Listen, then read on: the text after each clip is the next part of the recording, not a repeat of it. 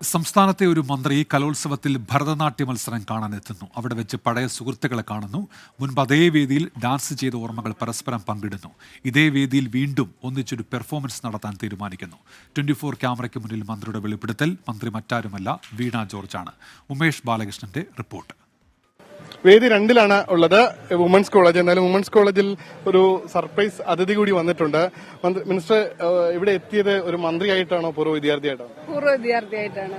Gang ഉണ്ടല്ലോ, ഗ്യാങ്ങിനെ ഞാൻ പരിചയപ്പെടുത്തണോ മന്ത്രി? ഇത് ഞങ്ങളുടെ അന്നത്തെ ടീമാണ്. ടീമെന്ന് പറയുമ്പോൾ ഞാനന്ന് അവസാനം നമ്മൾ പെർഫോം ചെയ്യുമ്പോൾ ഞാൻ PGക്ക് പഠിക്കുന്നു.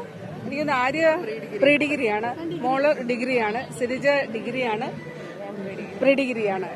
അപ്പോ ഞങ്ങൾ അന്ന് യൂണിവേഴ്സിറ്റി യൂത്ത് ഫെസ്റ്റിവലിനും സ്കിറ്റും മൈമും അതിന് പിന്നെ അതോടൊപ്പം നമ്മുടെ ഡാൻസ് പെർഫോമൻസുകളുമൊക്കെ ഏറ്റവും ഒടുവിൽ നമ്മൾ എല്ലാവരും കൂടി ഇവിടെ ചെയ്തത് നമ്മുടെ ഈ ഓഡിറ്റോറിയത്തിന്റെ ഉദ്ഘാടനം 1999-ലാണത്. അന്നാണ് ഈ ഓഡിറ്റോറിയം നിർമ്മിക്കുന്നത്. അതെ, 97 ആണല്ലേ? ഓക്കെ, അന്നാണ് അതെ ശ്രീ KR നാരായണൻ അദ്ദേഹമായിരുന്നു ഇത് ഉദ്ഘാടനം ചെയ്തിരുന്നത്.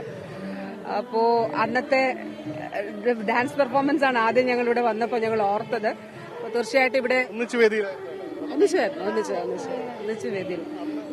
എന്തായിരുന്നു അന്നത്തെ പെർഫോമൻസ്? അന്ന് ഞങ്ങളൊരു സെമി ക്ലാസിക്കലായിരുന്നു. അന്ന് റഹ്മാന്റെ വന്ദേ മാതരം അതുപോലെ.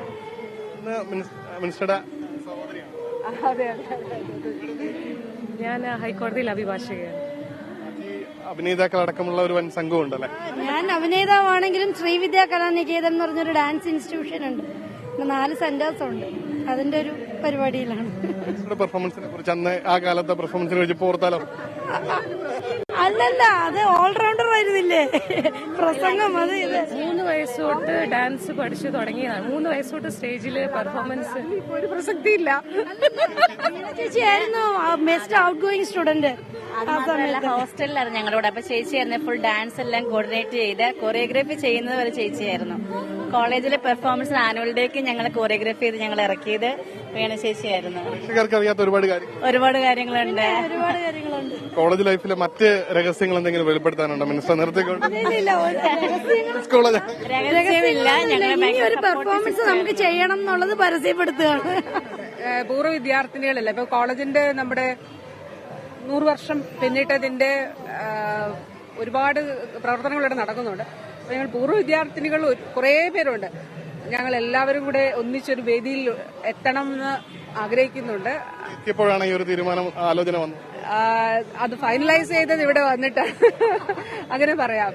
അതെ, കണ്ടപ്പോൾ സന്തോഷമായി. തീർച്ചയായിട്ടും സന്തോഷം. Thank you. എന്തായാലും ഉടനൊരു പെർഫോമൻസ് നമുക്ക് മന്ത്രിയുടെയും പഴയ സഹപാഠികളുടെയും കാണാനാകും എന്നാണ് മന്ത്രി തന്നെ വെളിപ്പെടുത്തിയിരിക്കുന്നത്. രാജ്കിരണിനൊപ്പം ഉമേഷ് ബാലകൃഷ്ണൻ, 24 തിരുവനന്തപുരം.